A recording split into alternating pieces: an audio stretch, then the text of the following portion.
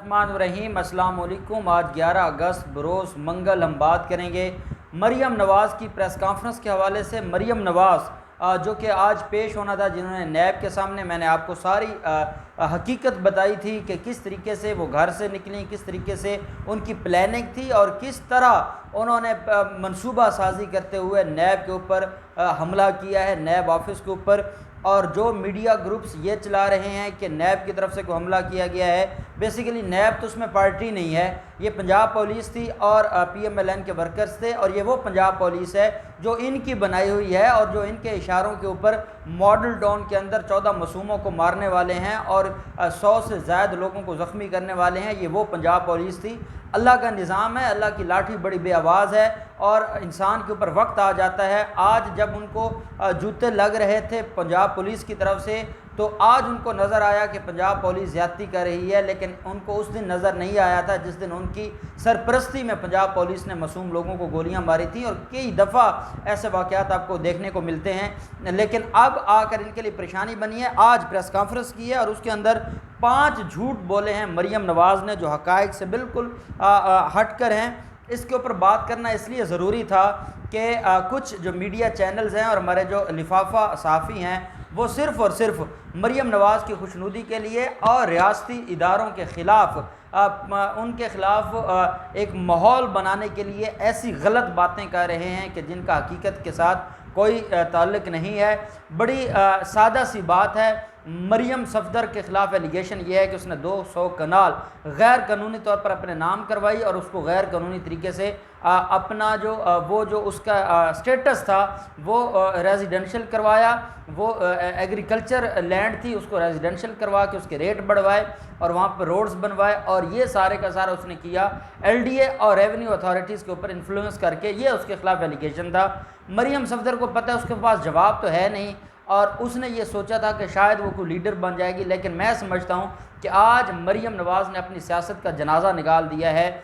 और जिस तरीके से नैब के ऊपर हमला किया गया है, मुझे कई दोस्तों की कॉल्स आई हैं, कराची से कुछ दोस्तों की कॉल्स आई हैं, बाकी दोस्तों की कॉल्स आई हैं, वो ये कहते हैं कि आज इन्होंने नैब दफ्तर के ऊपर हमला किया है, कल ये लोग नैब की अदालतों के ऊपर हमला करेंगे।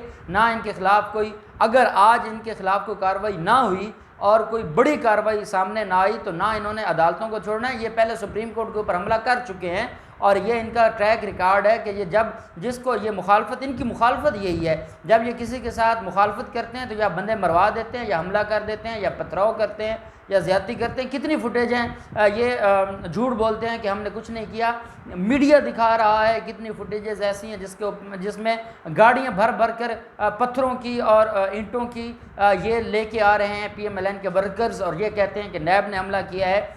नैब ने इनको बुलाया है और मैं चीफ जस्टिस साहब से गुजारिश करूँगा कि ये नैब के ऊपर हमला नहीं है, ये इंसाफ और एहतसाब के ऊपर हमला है। और अब की बार अगर हमारी ऑनरेबल अदालतों ने इसके ऊपर एक्शन ना लिया तो ये एक वक्त आएगा कि ये फिर वही तारीख दोहराएंगे और ये नैब की अदालतों के ऊपर भी पथराव करेंगे और ये बड़ी अदालतों की तरफ भी जाएंगे और इनको कोई रोकने वाला नहीं होगा। इसलिए बेहतर है कि आज रोक लिया जाए, बजाय इसके कि ये कल कोई बड़ा नुकसान करें। जब वो वापस आई हैं, पहले तो उसने ड्रामा किया है कि जब नैब ने कहा कि हम आपकी बात नहीं सुनते, आप जाएं, आपको नेक्स्ट वीक बुलाएंगे, उसने ड्रामा किया, वो वापस आ गई और उसने नैब ऑफिस के बाहर खड़े होकर तकरीर की और उसने ये कहा कि मैं खड़ी हूँ, आपने मुझे बुलाया है तो आप मेरे जवाब भी सुन लें। जो जवाब देने आते हैं वो इस तरीके से नहीं आते।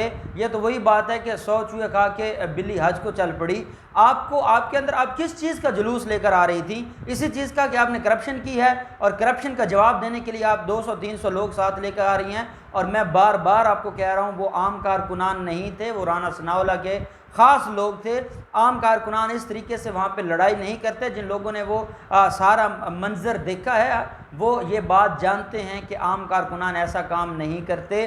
और हमारे मीडिया के बाकी भी दोस्त हमारे साथ थे, वो ये सारी चीज़ें देख रहे थे कि ये कोई आम कारकुनान नहीं है, ये कुछ ख़ास लोग हैं जो ख़ास मकसद के लिए बुलवाए गए हैं और वो ख़ास मकसद वो अचीव करना चाहते थे, लेकिन वो उनके गले पड़ गया है। जब वो वहाँ से वापस आ जाती हैं तो मॉडल टाउन के घर में बैठकर वो प्रेस कॉन्फ्रेंस करती हैं और उनके आसपास शाहिद खाकान अब्बासी आपको नज़र आता है, राना सनाउल्लाह नज़र आता है, मरियम औरंगज़ेब उनके पीछे खड़ी हैं। ये सारा खुशामदियों का टोला है और ये सारे डिफ़ाल्टर्स हैं।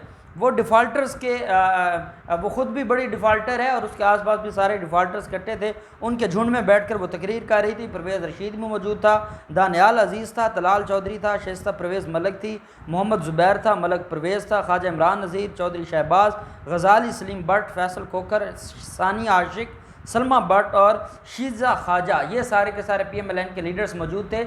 ये घर है शहबाज शरीफ का, मॉडल टाउन वाला घर। शहबाज शरीफ खुद मौजूद नहीं था। और ये सारी चीज़ें आपको नज़र आ जानी चाहिए कि मरीम नवाज़ की घर में कितनी इज़्ज़त है, जो बाहर पार्टी की लीडर बनी फिरती है और अपने आप को सारे मामलात को कहती है। उन्होंने ये कहा, अब पहला झूठ मैं उनका आपको बता रहा हूँ कि आज जिस तरीके से पुरअमन और निहत्ते कारकुनान पर पत्थर बरसाया गया है, पुरअमन और निहत्ते कारकुनान ना तो किसी लीडर को अदालत में जा रहे हों तो उसके साथ जाते हैं, और ना कोई अगर किसी लीगल फोरम पर सवाल जवाब देने जा रहा हो, जवाब देने वाले या स्टेट में रिकॉर्ड करवानों के वालों के साथ इस तरीके के कारकुनान नहीं जाते। और ना वो निहत्ते थे। वो पूरी दुनिया के मीडिया ने देखा है कि वो किस तरीके से ईंटें और पत्थर अपनी गाड़ी में भर भर कर ला रहे थे और किस तरीके से उन्होंने नैब ऑफिस के ऊपर पथराव किया है, नैब की खिड़कियाँ तोड़ी हैं ऑफिस की, वहाँ पर बैठे अमला ज़ख्मी हुआ है और वो FIR दर्ज हो गई है और इनके ख़िलाफ़ अब बड़ी कार्रवाई होगी और ये फुटेज सारी CCTV में ये सारे लोग सामने आ जाएंगे। और मेरी गुजारिश है कि इनके ख़िलाफ़ दहशतगर्दी की दफ़ात के तहत मुकदमा दर्ज हो और उसमें सारे लोग जो ये सारे के सारे PMLN के लीडर्स बने बैठे हैं, इन सारों को उसमें इन्वॉल्व करना चाहिए। उन्होंने इमरान खान के ऊपर भी बड़ी 780A के पर्चे करवाए हैं, इन्होंने डॉक्टर त्यारुल कादरी के ऊपर भी बड़े पर्चे करवाए हैं, बाकी लीडर्स के ऊपर भी बड़े पर्चे करवाए हैं। कितने कारकुनान आज तक दहशतगर्दी के पर्चे भुगत रहे हैं, तो असल दहशतगर्दी तो इन्होंने की है और इनको उस दहशतगर्दी का जवाब देना पड़ेगा। तो मैं एक तो गुजारिश करूँगा, इमरान खान साहब इसके ऊपर एक्शन लें। ये खामोश बैठने वाला मसला नहीं है, ये सियासी मसला नहीं, ये आपके एहतसाब के नारे के ऊपर हमला किया गया है। ये एक नैब का दफ्तर नहीं है, चेयरमैन नैब नहीं है, ये एहतसाब का दफ्तर है और लोग वहाँ इंसाफ की उम्मीद रखते हैं। अगर आज वहाँ पर हमला हुआ है तो वो नैब या जवेद इकबाल के ऊपर हमला नहीं हुआ, वो इमरान खान के नारे एहतसाब और इंसाफ के ऊपर हमला हुआ है। आज अगर आप खामोश रह गए तो ये कौम हमेशा सवाल उठाती रहेगी कि इस मरहले पर इमरान खान को बोलना चाहिए था, इस मरहले पर हमारे इदारों को एक्शन लेना चाहिए था, इस मरहले के ऊपर चीफ जस्टिस ऑफ पाकिस्तान को एक्शन लेना चाहिए था। सो मोटो लेते हुए नैब जिस नैब ने एहतसाब करना है, आज उनकी जानें ख़तरे में थी, उनको बचाने के लिए आपको एक्शन लेना पड़ेगा चीफ जस्टिस साहब, और ज़रूर है कि इसके ऊपर आप एक्शन लें। साथ कहती हैं कि हमारे कई जो मुतअद्दिद कारकुनान थे वो ज़ख्मी हुए, उसकी भरपूर मजम्मत करते हैं। मेरे साथ इज़हार यकजहती करने आए थे। भी कौन सी इज़हार यकजहती? हराम आपने चुराया है, कमाया हराम आपने है, और आप कहती हैं कि जब आपसे सवाल जवाब पूछा जा रहा है तो वो आपके साथ इज़हार यकजहती है। अब मैं आपको वो वर्डिंग जो प्रेस कॉन्फ्रेंस के अंदर उन्होंने आपने सुनी होगी, कुछ ऐसी वर्डिंग्स हैं जो बड़ी दिलचस्प हैं, वो मैंने लिख ली थी, मैंने कहा आपके साथ मैं शेयर करूँगा। कहती हैं कि जब मेरी गाड़ी नैब दफ्तर की नज़दीक पहुँची, इस वक्त मुझे मालूम नहीं था, एक दूसरी जानब आवाम का समुंदर मौजूद था। ये समंदर मैंने और आपने नहीं देखा, मरियम साहिबा गाड़ी में बैठकर वो समंदर देख रही थी। शायद वो गाड़ी जहाँ बुलेट प्रूफ है तो वो शायद अंदर से जो बैठा है उसको बाहर नज़र भी नहीं आता और उसको वो सारा पानी ही पानी नज़र आता है, इसलिए उसको समंदर नज़र आ रहा था। तो अचानक आंसू गैस की शेलिंग हो गई, जिससे गाड़ी के साथ मौजूद लोग दूर हट गए और गाड़ी अकेली हो गई। वो और कारकुनान थे जो अपने लीडर्स की गाड़ियों के आसपास और उनके घरों के आसपास अपनी जानें दे देते थे, घर नहीं छोड़ते थे। ये वो कारकुनान है, ये क्योंकि ये पैसे लेके आए थे। अभी फैज़ुल हसन चौहान ने बात की है कि ये 10 लाख रुपए कल तकसीम किए गए हैं और इन्होंने पूरे पंजाब से ये 300 लोग इकट्ठे किए हैं। ये दिहाड़ी पर लेके आने वाले लोग हैं, और दिहाड़ी पर आने वाले लोग जब थोड़ी सी शेलिंग होती है तो वो गाड़ियाँ कायदीन की छोड़ जाते हैं। अगर आप इतनी पॉपुलर लीडर हैं तो वो तो वहाँ पर अपनी जानें बिछा देते, जानें निछावर कर देते, आपकी गाड़ी को छोड़ कर ना जाते। लेकिन कहती हैं जी कि वो लोग गाड़ी से दूर हट गए और मेरी गाड़ी अकेली होगी। इसी असना में नैब दफ्तर के बिल्कुल सामने रुकावटों के पीछे से मेरी गाड़ी पर पथराव हुआ। मेरी गाड़ी बुलेट प्रूफ गाड़ी थी और इसके बावजूद विंडो स्क्रीन टूट गई और सिक्योरिटी गार्ड्स ने बगैर किसी हिफाजती अशिया के गाड़ी के सामने खड़े होकर मेरी हिफाजत की। कहती हैं कि नैब की जानिब से जारी अलामिये में मीडिया के ज़रिए तासुर दिया गया कि मैंने कोई गलत काम किया, हालांकि मैंने कोई गलत काम नहीं किया और मैं बिल्कुल बेगुनाह हूँ। और साथ ये कहती हैं कि मेरे साथ मौजूद थे जो परवेज़ रशीद मेरी गाड़ी में मौजूद थे, और परवेज़ रशीद इन सारी चीज़ों को जानते हैं कि किस तरीके से मैं परेशान थी और अगर कहती हैं कि आज परवेज़ रशीद मेरी गाड़ी में मौजूद थे और जब विंडो स्क्रीन पर हमला हुआ तो उन्होंने कहा कि शुक्र करो कि ये बुलेट प्रूफ गाड़ी थी। ये लीडर की आप देखें कितने दिलेर लीडर हैं। अगर ये बुलेट प्रूफ गाड़ी ना होती तो शीशा टूटता और उसके बाद पत्थर मेरे सर पर लगते, क्योंकि मैं फ्रंट सीट पर बैठी हुई थी। वो वही बात है कि बारिश होगी तो पानी आएगा। तो अगर ना होता, बुलेट प्रूफ ना होता, अगर शीशा टूटता, अगर ये ना होता तो मेरे सर पर लग जाती और पता नहीं क्या हो जाता। साथ कहती हैं कि पुलिस की वर्दी में मलबूस, ये बड़ी अहम बात है, पुलिस की वर्दी में मलबूस जो लोग थे वो पथराव कर रहे थे और कहती हैं कि शायद वो पंजाब पुलिस के लोग थे भी नहीं थे। आपको याद होगा बाक़िर नजफ़ी कमीशन की रिपोर्ट में मॉडल टाउन में जब इन्होंने कत्लेआम किया था तो उसमें ये कहा गया था कि जो लोग दहशतगर्दी करने वाले थे वो इलीट फोर्स की वर्जियों में मरबूस दहशतगर्द थे और वो वहाँ जाकर कत्लेआम कर रहे थे, क्योंकि ये ख़ुद इन चीज़ों के बानी हैं, क्योंकि ख़ुद इन्होंने ये काम किए हैं तो इनको पता है। और आज इनको ये खौफ है कि जो हमने मुख्तलिफ़ दहशतगर्दों को वर्जियाँ पहना कर अपने सियासी मुखालफों के ख़िलाफ़ इस्तेमाल किया था, शायद आज हमारे ख़िलाफ़ क्यों ना ऐसा हुआ हो। वही बात कर रही हैं कि वो हमें पुलिस वाले नहीं लगते थे, वो कोई और थे और वो सारे के सारे मामलात हमारे ख़िलाफ़ जा रहे थे। अब मरीम नवाज़ के ये आपको ये जो इतने उसने झूठों का अंबार है कि उनके अंदर ना तो कोई वो नवाज़ शरीफ के बारे में क्या कुछ कही जा रही हैं कि वो लीडर है, वो मुल्क में आएगा, वो जहाँ से उसका बयानिया था वो शुरू होगा। कौन सा बयानिया? पाँव पढ़कर वो गया है और अपनी जान बचाने की आज तक वो कोशिश कर रहा है और आप बयानी हैं। अगर आपके अंदर इतनी हिम्मत थी तो आप चुप क्यों थी? आप खामोश क्यों थी? फिर आप खामोश न रहती और आप अपने बयानिए को जारी रखती। जब आपको ज़मानतें मिल जाती हैं आप पाँव पड़ जाती हैं कि ज़मानत दे दें, ज़मानत लेने के बाद आप फिर खड़ी हो जाती हैं और आप कहती हैं कि हम बड़े दलेर हैं।